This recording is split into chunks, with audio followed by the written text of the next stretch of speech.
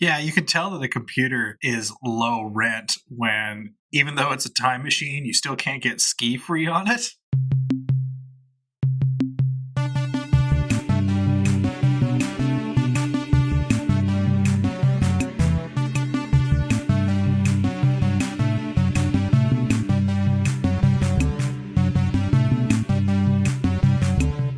This time we watched Season 8, Episode 21, Time Chasers. A time travel film in which mullets are always fashionable. Well, Adam, we have another time-traveling movie going on right now. Yes. I wonder if this will be one of our many loose trilogies that have formed over the last year and change. Who knows? Stay tuned!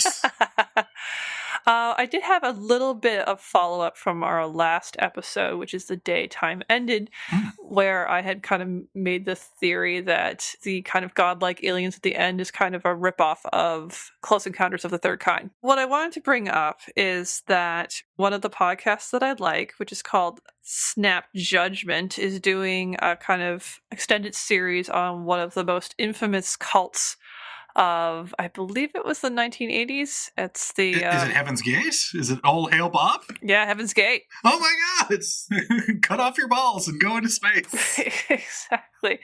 And they mentioned that at the time the cult got going in the 70s, there was a real space of cultural acceptance for the idea, first of all, of aliens. Like, there was just a surprising naivete about the idea of aliens at the time. Mm-hmm.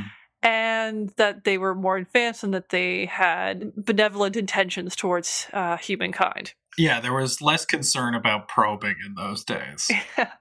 So they mentioned this one book as being particularly influential, and it's called Chariots of the Gods. You're familiar with it, Adam. Yes, I brought this up on pod before, though I've long since forgotten which episode that was, because this podcast is all a dream to make.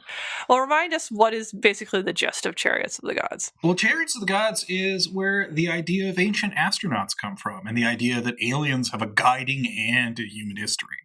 And I watched, actually, not that long ago, because while I don't believe in any of that stuff, I nonetheless am very fond of old documentaries about that kind of stuff. Right. And I was delighted to find out that Chariots of the Gods was more or less edited down to 50 minutes and had a new narration track done by the Twilight Zone's Rod Serling for money. I'm sure he didn't actually care about it. I'm sure he just did that for filthy money. And that was called In Search of Ancient Astronauts. This essentially led to the long-running Leonard Nimoy narrated series In Search of.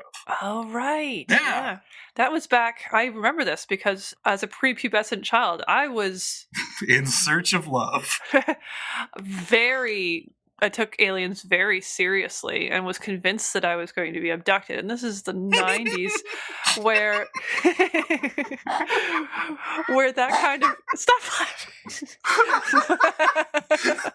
Where are they coming for your pure mood CD? What do they want from you? That's just it. They just seem to really grab at random. But there were so many shows at the time that treated it seriously, like Encounters and Sightings, and X-Files was on. I'm like, oh, so this is a near certainty that I'm going to be abducted, you know? And so, like, I think for one particularly rough night, I just slept in the bathroom tub because I was convinced that if I didn't have a window, I'd be okay. And yet when you woke up, one of your kidneys was gone. Yeah. This time we watched Season 8, Episode 21, Time Chasers. Our very Richard Dreyfussy hero, Nick Miller, opens the movie having successfully tested his time machine made by cobbling together a Commodore 64 with a Cessna airplane. Now he just has to sell it. Inspired by a creepy commercial for megacorporation GenCorp, he invites one of their representatives to visit his airport in the hopes that they will fund his invention. He also uses a ruse about his elderly grandmother planning to skydive on her birthday to lure a reporter from the local newspaper into covering the story. That reporter turns out to be Lisa Hanson, who, coincidentally, went to high school with Nick. All three of them take a trip to a very food-courty future of 2041. GenCorp's representative is rightfully impressed and promises to set up a meeting with his CEO, J.K. Robertson. Everything seems to be going just peachy for Nick, especially his shirt. And then he runs into Lisa at the supermarket. He invites her to go on a date with him at a 1950s diner. In the actual 1950s! Apparently, that futuristic food court made a big impression on them, because they also take a side trip back to 2041. But they soon discover that the future has somehow been changed, having devolved into a low-rent version of Escape from New York. It's never fully explained how this happened, but it has something to do with Gencourt and weapons. Nick and Lisa manage to return to their own time, and they unsuccessfully try to encourage JK to reconsider his plans for the time machine. Nick even threatens to destroy his invention to save the future, which quickly makes an enemy of the CEO. Nick and Lisa then escape to Nick's plane and time jump back to the day that Nick met with Gencourt in order to ensure that the meeting never takes place. But what's this? JK has already made a copy of the time machine and manages to predict the exact moment his prey jump back in time. He shoots down Nick's plane and Lisa is killed in the crash. Nick then makes a desperate attempt to return to his airfield before his past self can meet with Gencourt. Okay, for clarity's sake, the Nick who's trying to undo his deal with Gencourt will be known as Castleton Nick, while the old Nick, still attempting to woo Gencourt, shall be known as Pink Shirt Nick.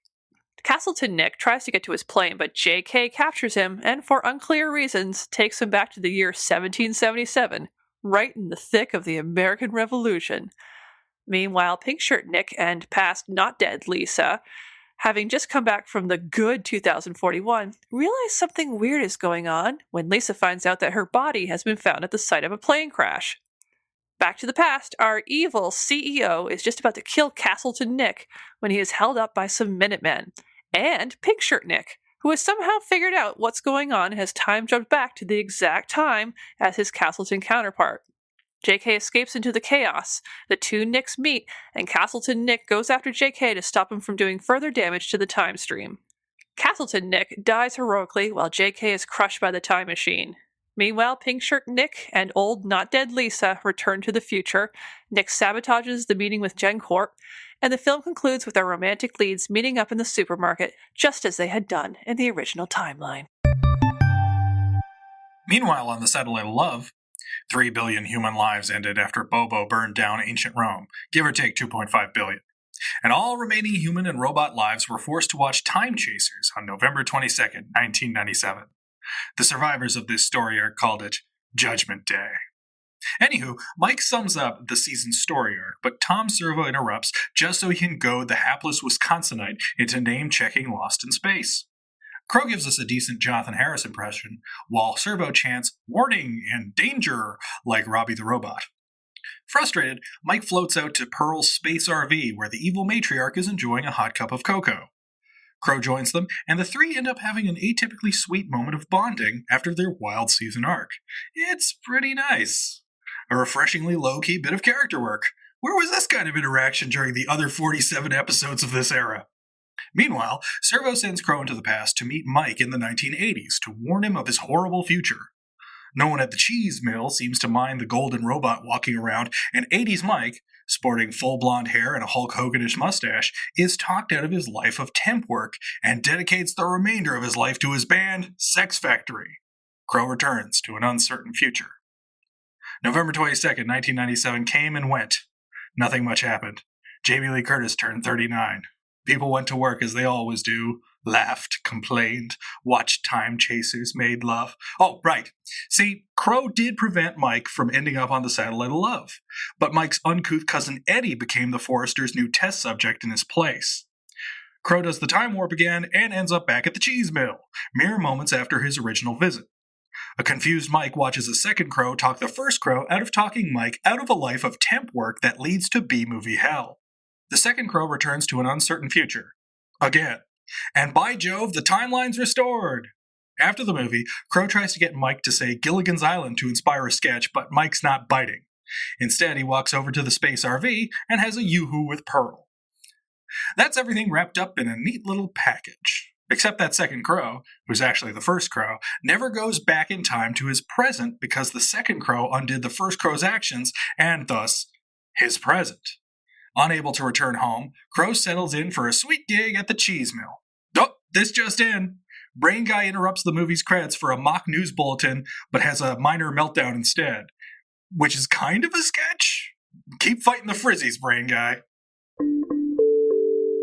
Ah, we did it. We've watched Vermont's greatest movie. That was a very difficult movie to summarize. Yeah, you think he's like Richard Dreyfuss?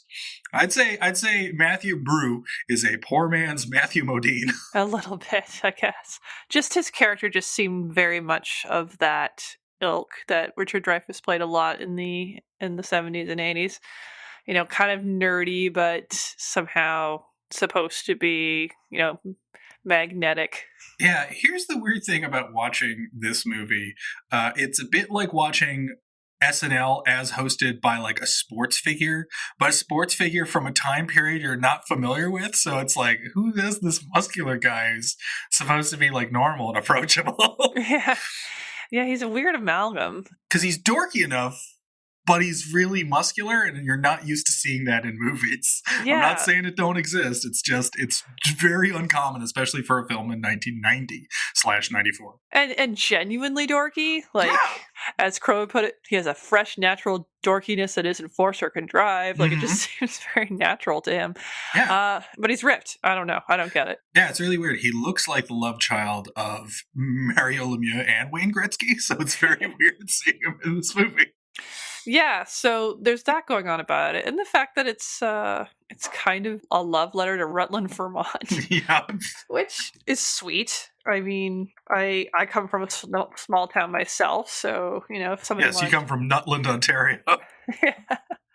So I looked at Rutland, Vermont to see like what somebody would do in such a town, just to get a sense of it. And it's just like, oh, this place is so rural. So let's see what were the top 10. I had it here. Things to do. Go on Time Chasers tour. So there's a mountain, kind of. Okay, all right. It's called Pico Mountain. There's a hiking trail that people say is very nice. There's a national forest. There's a theater. There's a Norman Rockwell Museum. Yeah, sure. There's a kids museum. There's the library that wasn't the one in the film. Okay, great. Yep. And some murals. So bursting with life. Yeah. Rutland. No offense to Rutland, but I don't know why it was chosen as a place to film this movie. Oh, well, Beth, one, I think some disrespect is intended to Rutland, Vermont, because you've got to move out of there. It's literally called Rutland. You get into a rut when you're there. But it's just the home of Edgewood Studios and director David Giancola, on whom more in a bit. But yeah, it's just it's a local movie that's just made by the people who happen to live there. No stars were imported to appear in this particular Edgewood Studios picture. Well, if that's the case, it's actually kind of impressive. And what did you think of this movie overall? On the one hand, I was completely charmed by it, but also nothing happens of interest. When you watch enough low-budget cinema, you're very aware of how hard it is that these things get made. And so this didn't have the scope of a low-budget movie that used its money wisely, nor was it like completely terrible and embarrassing. It just felt like a forgotten pilot to a Canadian series that never aired. Yeah, kind of. It's very Canadian. It feels Canadian, you're right. Yeah. You can tell that we're not far from the border in this movie. It's got that 90s Canadian TV stink all over it, like it's an episode of Traders or Street Legal or something. And then what did you think of the episode and the riffing? Actually, this is one of the most charming episodes of the whole era. This was a real pleasant surprise. As I mentioned in my summary, it's like I think there's a real wasted opportunity here, or a missed opportunity, I should say, in that, like, wouldn't it have been nice to have seen more scenes like that between Mike and Pearl? Oh, definitely. I thought these were some of the strongest sketches that we've seen in the sci-fi era. The running theme of going back in time to change Mike's future just works so well with the movie and speaks to it and kind of builds on it in a way that usually they're just kind of mostly ignoring or just throwing a bone to some closeness of the movie. Like, it just seemed like they were much more in tune with this movie than they had been in other ones. And yeah, it had that feeling about it. Like, the riffs also seemed a little bit more coming out of a place of kind of bemused affection rather than outright disdain, and that changes the tone.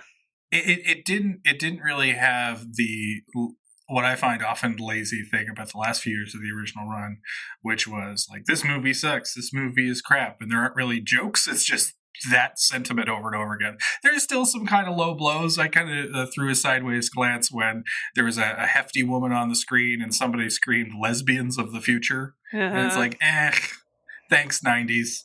But it's overall quite solid, and yeah, I would go with that initial descriptor. It's charming. It's fun to watch.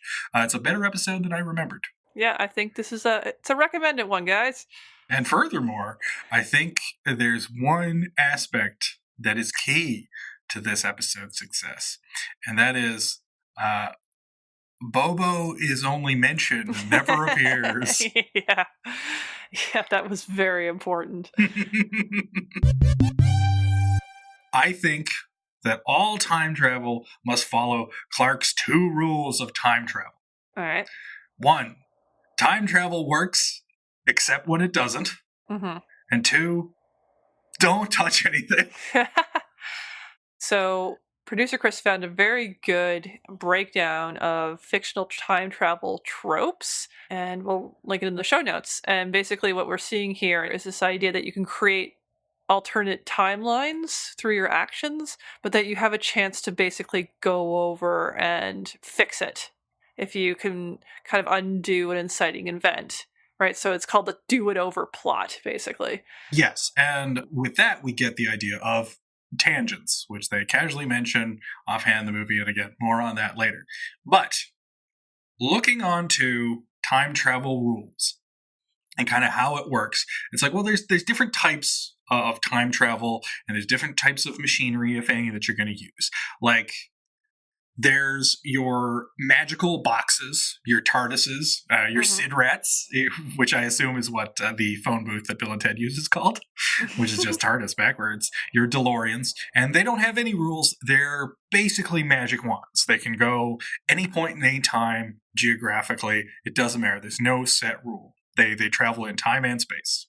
Mm-hmm. And then you have something that's fairly concrete and really interesting, like in the movie Primer. Have you ever seen that? I have not. I've heard it's very good.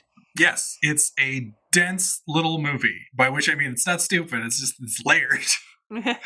And the rule that I recall from the film is that you can go back in time, but you can only go back in time as early as the first time the machine's been turned on. Mm.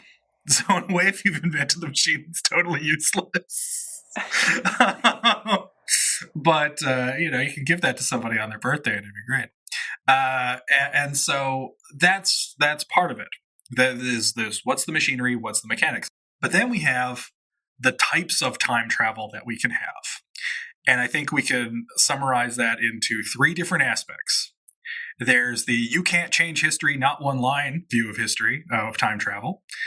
There's the no fate but what we make view of time travel. And there's the combination of the 2. Because you see the first one in, say, the original Terminator. You see the second one in Terminator 2 Judgment Day and Back to the Future. And the combination seems to be like when you have movies like Groundhog Day, where it's like you can keep changing the situation that you're in, and you can remember everything that happened from your past lives and deaths, but you might still get caught in a loop until you figure out where you're supposed to go. But all those things still happened. Right. So that's where, like, you've got, like, weird stuff. The issue with this movie and Back to the Future is One's really good. One's really good. Time chasers. Is the idea that you do have the ability to alter the future through your actions, like the idea that time is not just like a singular fate line and you can just go visit it but nothing will ever change about it, right? You can change it, but they also equally give way to the idea that if you go back and make sure that inciting event doesn't happen, everything will go back to the original timeline. But of course, it's a little bit more complicated, obviously, because it's a better movie in Back to the Future, where he changes his parents from boring parents to cool parents. Whereas what we can see in this movie is basically they default back to the original timeline.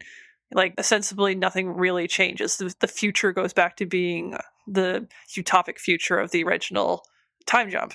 Yes. Like here, basically, we have the idea that you can wound time, but you can also heal time, and it just goes back to normal. Like there's a default setting. There's bad time warp, there's bad changing of history, and then there's fixing history, but nothing else can happen. Nothing would be changed if you arrive in the past to undo something that you already did. It's not going to change. Should you have traveled back in time a previous time, it gets confusing even to talk about. But the idea that JK and Lisa, like nothing is made of the fact that like Lisa reported her own death at the end of this movie. Yeah. What are they going to do with that body? That's haunting. Like imagine, like that should have been the beginning of the movie, is that Lisa goes out to a biplane that's on fire and she sees her own dead body. Like that would have been so intriguing. Well, that's just it. Like they treat it like they've done enough to default everything back to the original specs of the time stream, but things are different enough. Like he gets the GenCorp representative fired. You know, there's a corpse Lisa. Like there's enough there that if you follow like the butterfly effect, like everything you do has an effect in the world. And so because it has not been done exactly as it was the first time, you can't ever go back to that timeline. It's gone, you know? And not to mention, like the GenCorp guy was a complete innocent. His only crime was being a toady. Well, being a toady is bad. Yes, that's true. And perhaps that's a lesson to be taken in our present day. I hope more people do. But you have something that's quite lazy. Like at the very end, both Nick and JK are just crushed. So it's like, they're dead now. In fact, everyone who traveled back in the past is dead, and no one's going to have any questions about it. And so the good future can happen. The good present can happen. But what I find interesting is that, like, when you think about the mechanics of time travel and what any limits are and what should be, I find like as much as I like the idea of using a magic wand, and it certainly led to good stories, I love the rules. Like I love the extreme limitations of primer. Right. I think it's extremely neat that there are oddly enough, in the Terminator films and in the novel The Time Traveler's Wife, you can't have organic matter on you. Huh. You will lose all your clothes. So you're always nude, which is why I'm pretty sure the first time I saw a dong in a movie was Terminator. And then you have what you mentioned earlier, like the butterfly effect. That's kind of what brought this up, is that he's traveling within himself. He's almost doing Ashton Kutcher's dummy, is jumping from himself to himself. He's basically a very limited quantum leap. Right. And that he's jumping into his own lives, his own different timelines as himself, with an awareness of previous timelines. There is there's always weird ways that time travel gets used. And I'm often fascinated by what happens. Like, Beth, what would happen if you went back in time and interacted physically with your past self? What would happen? Can two identical beings, because basically, regardless of age, you're essentially the same person. Like, what happens when you try to occupy the same space? What would happen, Beth? What would happen? A lot of cultural objects have treated this question in very different ways. A lot of them are like this movie where you can just be pals. Yeah, because Nick just meets Nick and he's fine. And clearly, David Giancola doesn't have the brain that is behind the movie Time Cop, in which Jean-Claude Van Damme forces Ron Silver to touch himself in the past and then he explodes in a gooey mess. Right. Which is literally the plot of Time Cop. There is that. Again, it has created another kind of mental experiment, because how could, essentially the same person exist in the same space and time? Technically, physically, that's supposed to be impossible. But in most movies, it's not an issue. Although, again, Back to the Future, I think Marty did have to avoid his past self to some extent. Yes, in Back to the Future Part 2, I know that Doc and Marty had to avoid their past selves and their future selves. Or at least Marty had to avoid his future self. I'm not sure if there's a future Doc in the future. It's been a while since I've seen it. But when the movie moves to the 50s again, for the best part of the movie, they have to avoid the actions that they've committed in the previous film, which is really inspired. Yeah, it's very, very odd, and it's weird too, because the most confusing example that I have ever found in all of cinema is Superman the Motion Picture. Because at the very end of the movie, Lois Lane dies in a car wreck. Right. But Superman disobeys the rule of Marlon Brando, as we all have to in our lives, and he travels back in time by spinning so fast that the Earth reverses its rotation, and this causes time to go backwards. No, it doesn't. Well, the Superman did, so it must be true. Fetus goes in the opposite direction. It does not go backwards through time. Wait, Fetus goes in the opposite direction? Venus. Venus and Uranus, I think, are the two planets that they rotate in the opposite direction of the other planets. And they're always going back in time. Yeah, no, constantly. Yeah. That's why whenever you get broadcasts from Venus or Uranus, people think they're speaking Swedish because it's just English backwards. Very nice. But when Superman does this, what always baffled me is that Superman returns to save Lois before the car accident happens. But there isn't a second Superman there. Right. There should be two Supermen. Like, did he go back and then all of a sudden this other Superman exploded? Perhaps into a Ron Silver-like gooey mess? Yeah, like there's this theory that if you are controlling the time change, then you're kind of living above the consequences of that. And that happens a lot. And I think that's one of the reasons why I tend to like movies that have those restrictions. One of the things I like about The Time Machine is the protagonist is under the impression that he can change the future for the better, but he can't. He can't do anything. And it's not like he can't interact with them, but he doesn't matter. All these movies make the hero, the time traveler, to be a very important, very consequential person, you know? And I kind of like it when that script gets flipped. Yeah, they're just doomed to failure. Or so I'm taking it then that you're in the Terminator 1 is better than Terminator 2 camp. Never. Oh, really? I'm sorry, but that's the correct answer. Terminator 1 has Lance Henriksen in it. Terminator 2 doesn't. Therefore, it wins. Never. So, David Giancola was like 20 when he made this movie, right? He was about 19. Like, he was fresh out of high school when he founded Edgewood Studios, which is where we get both that weird logo with the dog in a movie theater and probably the best riff of the episode, which is he's eating a bucket of crotch-flavored popcorn. But yeah, David Giancola was basically a film enthusiast who happened to be stuck in Rutland. Mm-hmm. And since going to LA wasn't an option, but he did have enough options to kind of found a small company to basically have like an incorporated business for when he did video shoots and editing and filming and such on smaller scale things. He was able to raise money as well as borrow a lot of money to make his first feature film. So in a way, like going back to the charms of this movie, as we were talking about earlier, you really do feel like the blood, sweat, and tears that are on screen. Like you really do feel like this was patched together by like people who were all working day jobs, who all had a million other things to do, but they came together on weekends to make a movie about the time traveling biplane and the evil businessman who hates it. Yeah, I mean, when you think about how this movie got made, it's actually pretty impressive. Like, you know, this is kind of also the story of Ed Wood to some extent. But those movies were like fiascos, where it's like, I feel like this one, yeah, it's low budget, it's a bit goofy, but it's good. Like it's, you know, it's cohesive. It makes sense within itself internally for the most part. It has a Canadian feel to it, as you mentioned. You know, there's some, which is to say cheap. Yeah.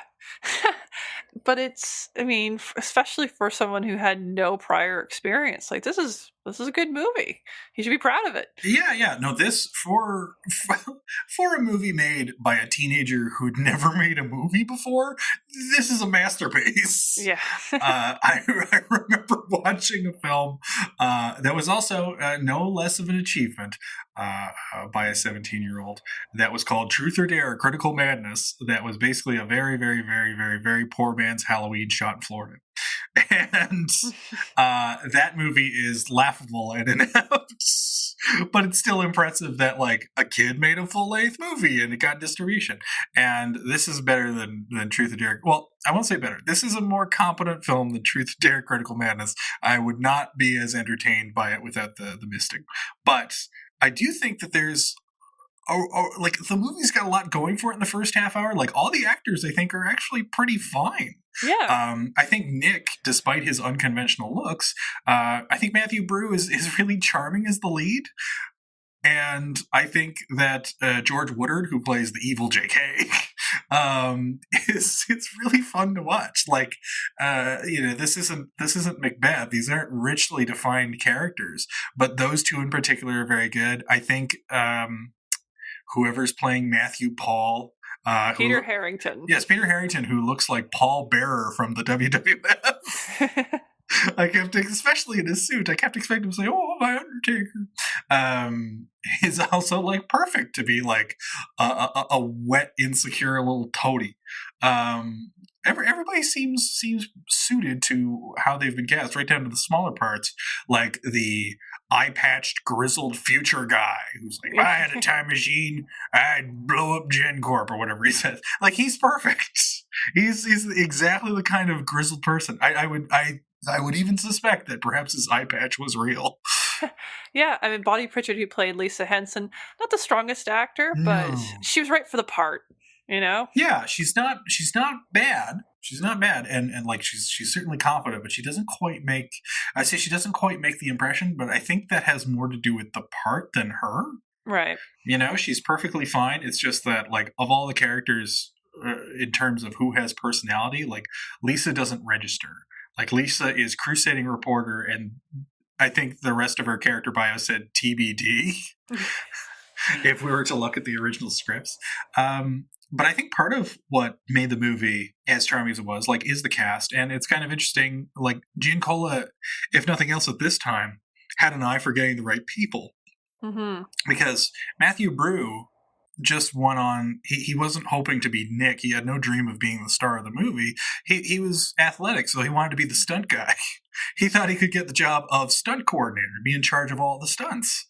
And that is him driving and up with the car that we see. He did do his own stunts. He's the Jackie Chan of time chasers. But Giancola saw how kind of charming he was, and he does have a certain presence, so he got cast in the lead. And it's fun. I know this is on the DVD of Time Chasers, but Edgewood Studios put it up on YouTube. There's not just a promotional feature that looks back on when Time Chasers finally got completed, but there's kind of a sort of reunion special in which a few of the actors and Giancola sit down and discuss the film looking back on it. Everybody seems to be fairly fond of the movie. It's their first movie, and they all came together and did it, and everyone seems to liked it. It's fun seeing George Woodard out of character because he's dressed like the long-lost love child of Red Green and Ernest P. Worrell. Oh, that's amazing. And even better, he hates this episode of MST3K. He says the film is better than the show, and let me remind you, he's wearing like flannel and like a denim cap. He actually says at one point, "Those gall dang robots," and he is not being ironic. And so, where do you go from Time Chasers? Like, what do you do when that's your first movie and it takes a while to fully realize and get distribution? Like, where do you go from there? I guess Hollywood. You've managed to make a movie. You've shown you can do it. Yes, but he didn't really make one of those like super profitable genres, like making an extremely low budget horror movie, which is always what you should do with your first feature, unless you can somehow tap the zeitgeist of the time and make a very profitable no budget comedy. But Giancola did none of those things, and so he ended up kind of raising money independently for the next couple of features that he did. And he seemed to specialize, again, I think kind of oddly, with action. Like, action movies became his focus. And say what you will about Time Chasers, like, I'd say the weakest part about it is the action. Like, the last half hour is very dull. Yeah. Like, he made a movie in 1996 called Diamond Run, which features werewolves Richard Lynch presumably playing the bad guy. He followed it up with a film called Pressure Point the following year, which features Steve Railsback presumably playing the bad guy. Right. There's his pièce de résistance is 2000's Icebreaker, which stars Sean Astin the year before Lord of the Rings came out. Oh. Yes, Rudy himself. It's also got one of my favorite that guy actors, Stacy Keach, and the bad guy, the Hans Gruber, because Icebreaker is Die Hard in a ski resort. What? Yep. And there's a nuclear device that's been stolen and all sorts of nonsense. I've seen this one. The Hans Gruber of the film. Who would you get, Beth, if you needed an actor circa 2000 and you want him to have that quality that Alan Rickman had? Who would you get? Maybe, yeah, I would get Michael Caine. Well, they got Bruce Campbell. Oh, well, close. I love Bruce Campbell, but what? And the best part is he shaved his head for that role, so he looks like a more handsome version of present-day Billy Zane. But yes, that's a cheesy but nonetheless entertaining movie, and it's like he's rising with these direct-to-video or limited release theatrical run B movies, and it's kind of the action genre. And after a while, there's like less and less of a market for that. So then, what do you do? If it's the 2000s, I would maybe move to Aliens. Wow. Well, you have no idea how right you are, because in 2007, perhaps, I think bristling at his labeling as a B-movie filmmaker, David Giancola decides to do what no one should ever do, and that's like, oh, people think my movies are bad. I'll make a comedy. Oh. Remember when Tommy Wiseau did that? That was also a bad idea. So he decided to make what he described as an intentional campy B movie, without, I think, knowing what either campy or B movie mean. And he called it Illegal Aliens. And it was basically a Charlie's Angels style romp where there were evil space aliens traveling around, one of whom is played by the wrestler Chyna. Okay. But the real get, as far as the promotions were concerned, was one of the actresses was Anna Nicole Smith. Oh, okay. Yes. And looking into the making of this movie, like, I had a lot of, respect for David Giancola when I was looking him up and looking up his early movies. And, Icebreaker's not the worst movie I've ever seen. It's fairly entertaining. And Time Chasers also has its charms. So, all right, I'm kind of rooting for this guy. Well, he makes Illegal Aliens. It's terrible. But then he makes a documentary about illegal aliens, and specifically about Anna Nicole Smith. And we kind of find out the motive that old David had for making Illegal Aliens in the first place, which was they would get Anna Nicole Smith, Edgewood would get Anna, and they would use her as this kind of trashy promotional piece.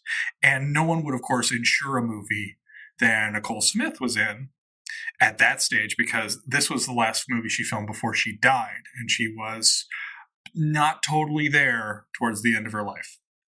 And so David's bright plan was, I'll hire people to film her 24/7, and if the movie gets made, great. We have enough material to sell an Anna Nicole Smith reality show afterwards. And if the movie doesn't get made, well, we filmed our Anna Nicole Smith reality show, and the film's failure to be realized will be added promotion for this reality show. And of course, she dies. Giancola goes ahead anyway and makes a documentary about Smith, but only focuses on the production of his movie. And when you sit down and watch it, it's called Addicted to Fame. It's so self-congratulatory that I just began to loathe the guy. How could it not be exploitative? Yes. And in fact, I read a review that described it as a necrophiliac documentary, according to Entertainment Weekly. But it's just disgusting. Like it's I don't know what on earth they were filming. There's no attempt to like connect with Anna Nicole Smith. And there's got to be some kind of empathy if you're going to make a documentary, for God's sakes.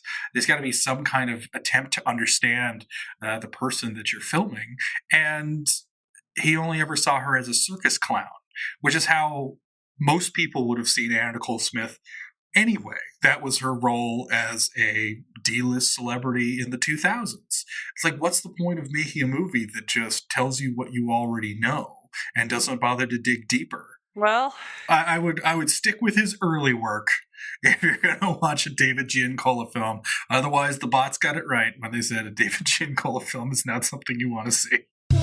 Hey everybody, it's time for the Shallow 13. It's time for the Shallow 13. 13 temporally twisted tidbits about time chasers. Go, Adam, go. Our hero's ubiquitous Castleton t-shirt is from Castleton University, a small liberal arts college located outside of Rutland, Vermont.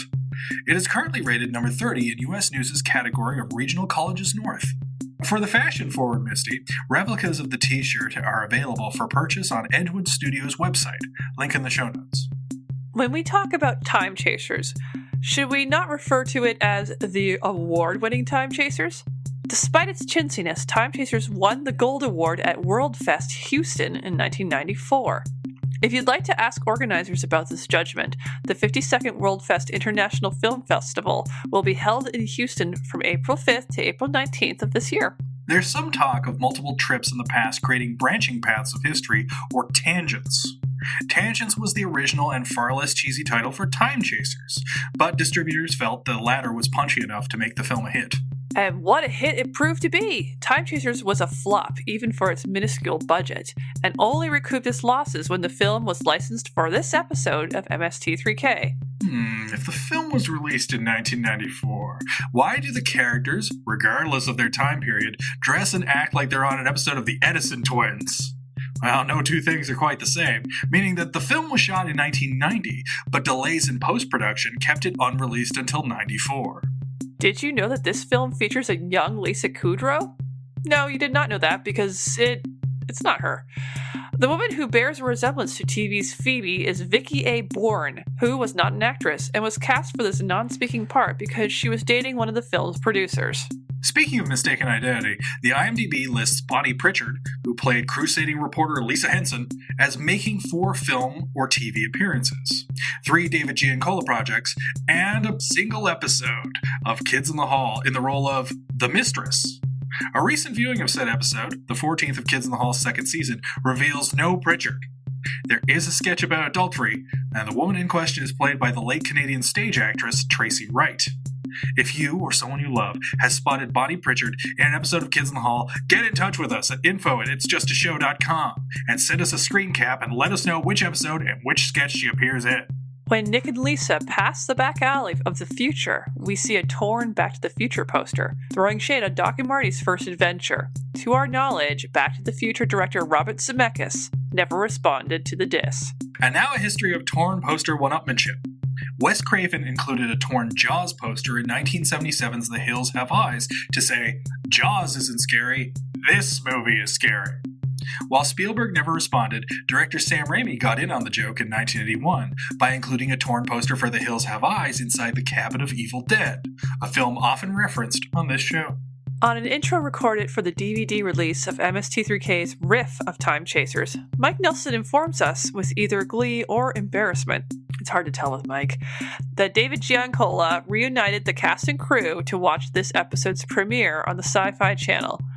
But most were pretty unhappy with the results. Among the time-traveling biplane's options is its ability to reverse the polarity, a bit of sci-fi technobabble associated with Doctor Who due to its ubiquity as a solution to the Doctor's problems. Third Doctor John Pertwee is rumored to have memorized the phrase because reverse the polarity of the neutron flow was the easiest to memorize in song form. If you're going to have a favorite technobabble solution, you may as well only employ the star's favorite. Nonetheless, the earliest version of this phrase is found in Edison's Conquest of Mars, an 1898 sci-fi serial. Mike mentions that Nick needs chinderwear to cover his butt chin.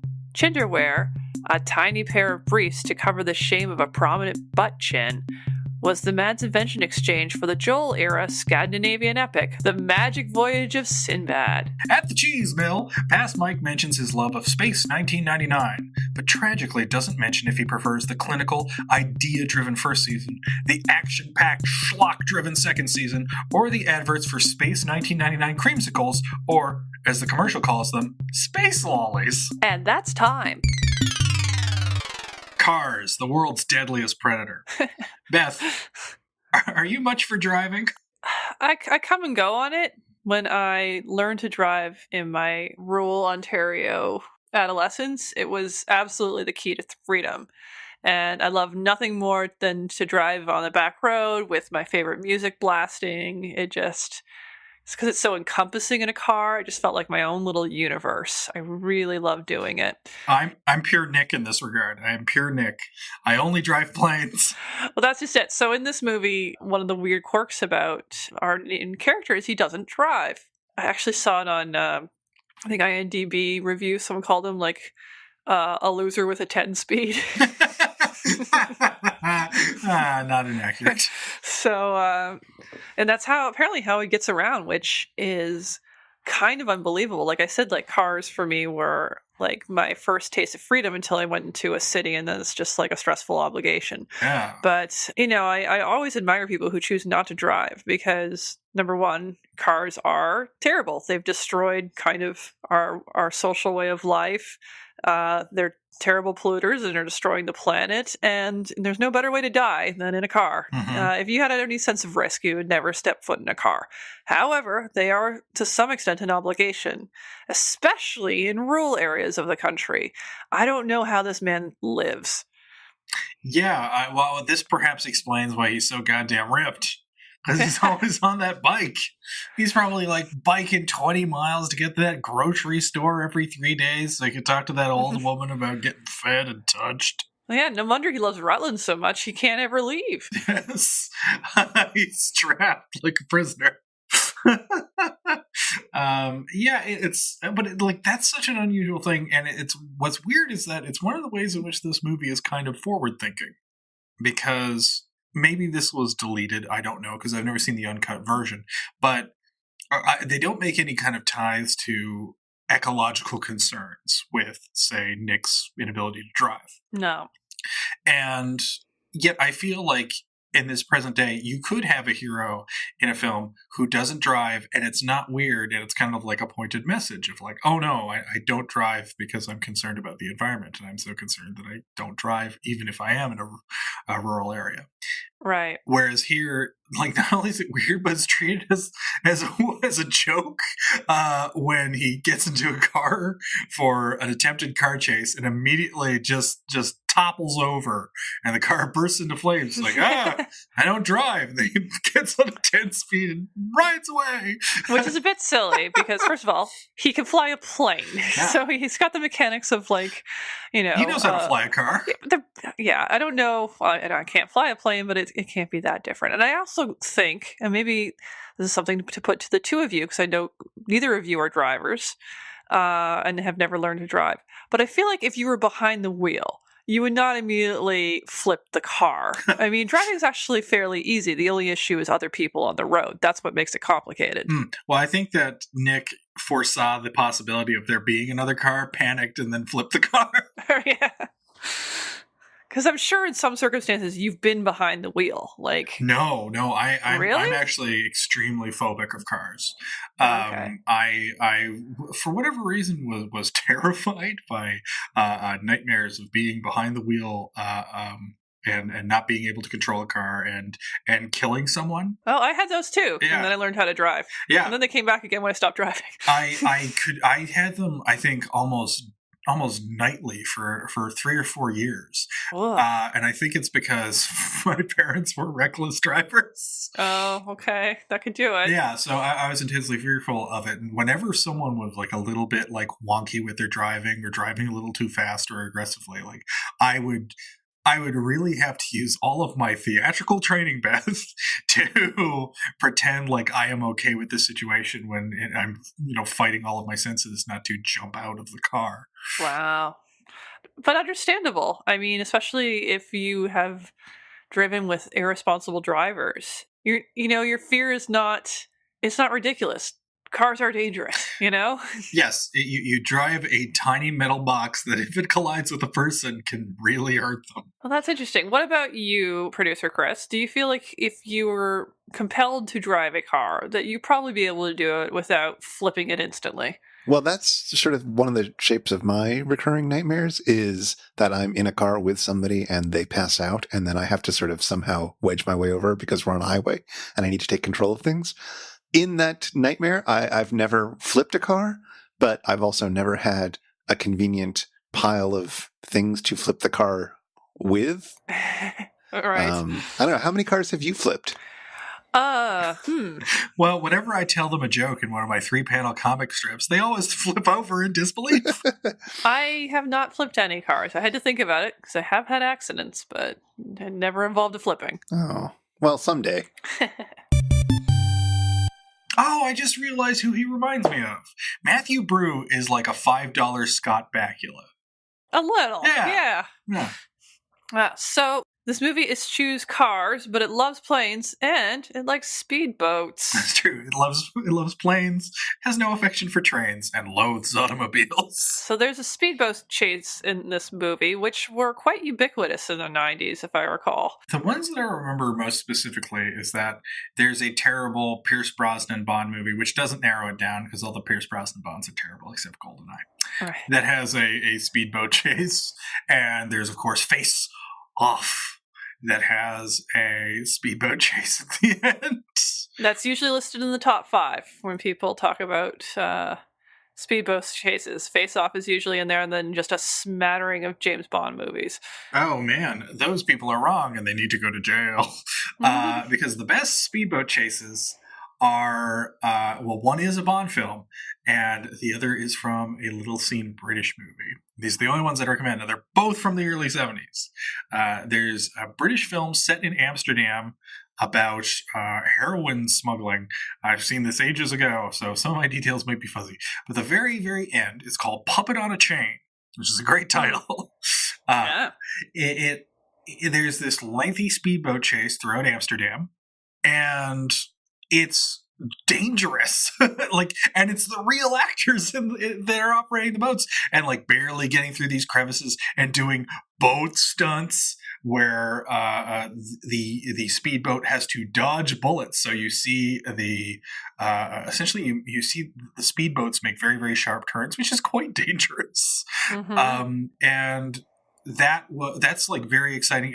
I've heard it described as the bullet of speedboat chases.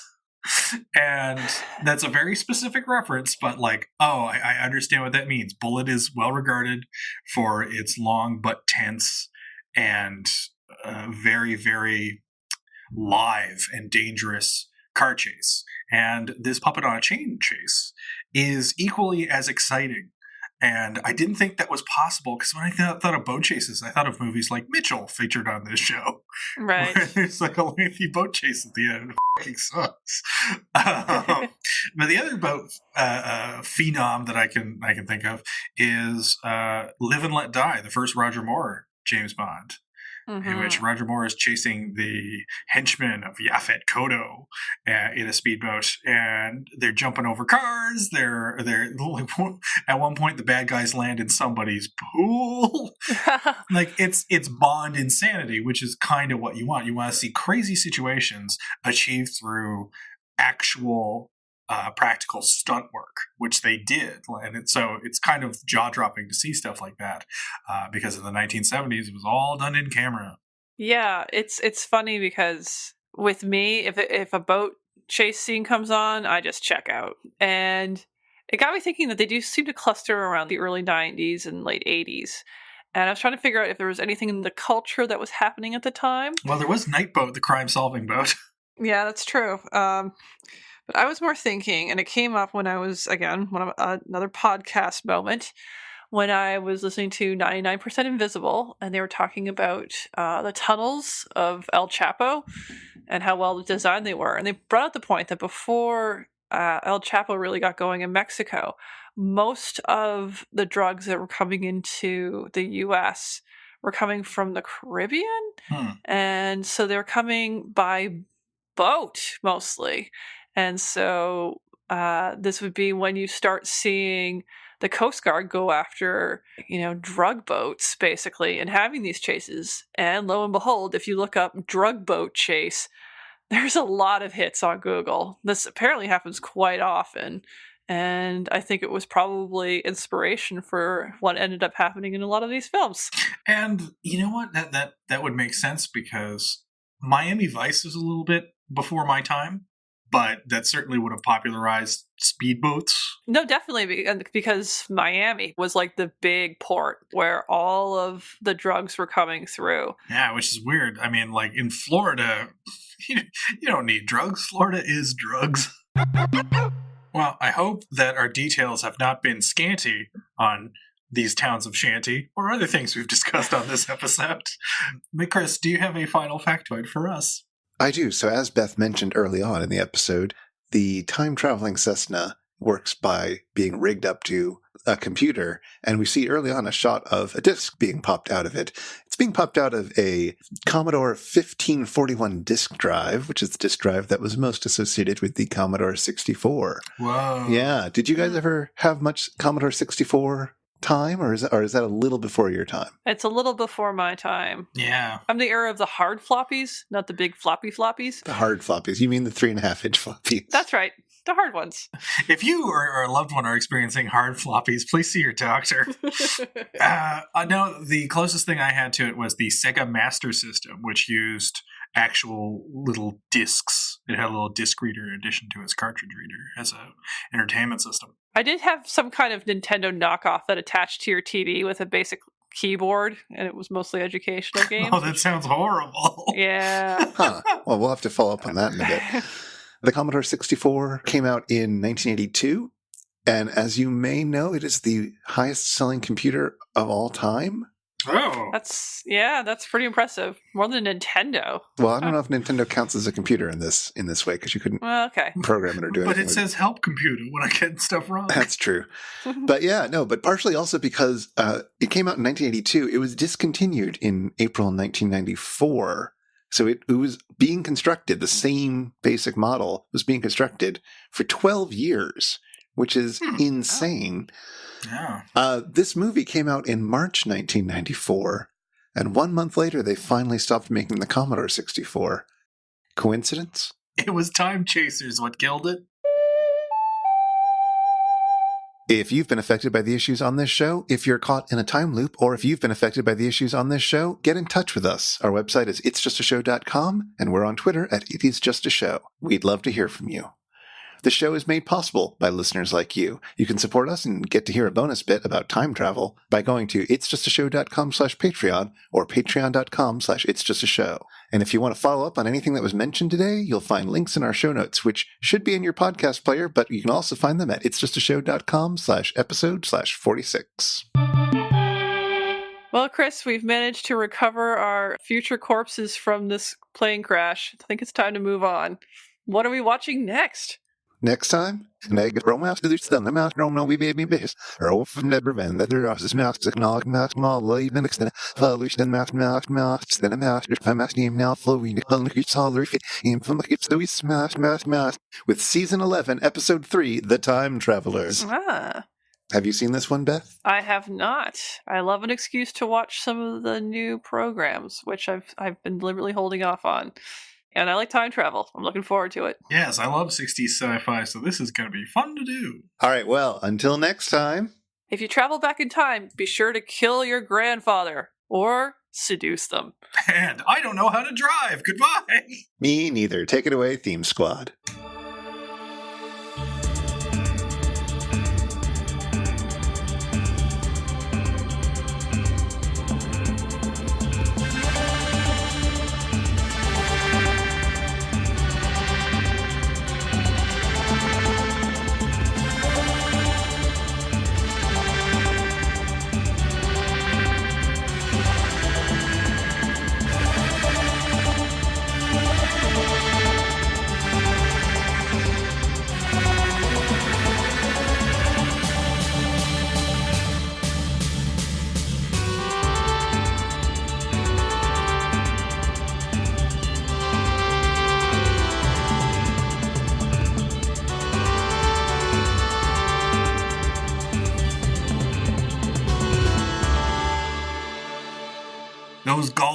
robots.